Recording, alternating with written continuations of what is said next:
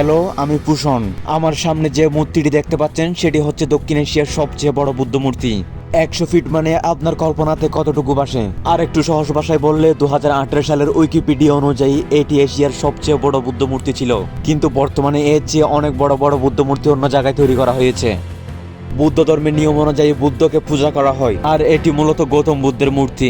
বুদ্ধ ধর্মের মানুষরা গৌতম বুদ্ধকে অনুসরণ করে চলে। আর একটু বিস্তারিত জানতে এখানকার গাইডের সাথে কথা বলা যাক। বুদ্ধ মূর্তিটির ইতিহাস সম্পর্কে আপনি কি জানেন?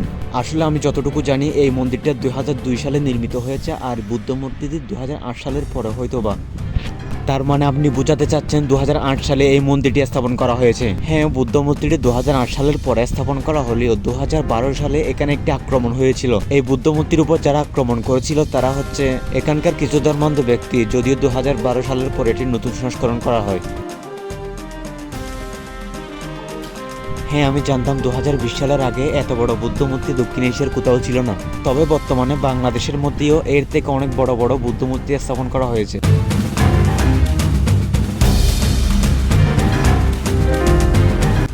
বুদ্ধ মূর্তিটির অবস্থান কক্সবাজার হওয়ায় এখানে টুরিস্টরা অনেক বেশি আসে। কক্সবাজার মেইন পয়েন্ট থেকে জাস্ট 20 কিলোমিটার সামনে এই মন্দিরটির অবস্থান। এখানে টিকটক বা নৃত্য ভিডিও করা একদম মানা। এখানকার ধর্মীয় গুরু কি এই ছবিতে দেখা ভিক্ষুটি? হ্যাঁ, উনি বিহারটি পরিচালিত করেন, আর ওনার নাম হচ্ছে করুণাশ্রী মহাতেরো। তার মানে উনি পুরো বিহারটি পরিচালনা করেন। এই মন্দিরের ইতিহাস জানতে এখানকার বৌদ্ধ শ্রামণকে আমি অনেক প্রশ্ন জিজ্ঞেস করেছিলাম, কিন্তু ওনারা আমাকে দেখে দূরে দূরে পালিয়ে যাচ্ছিল।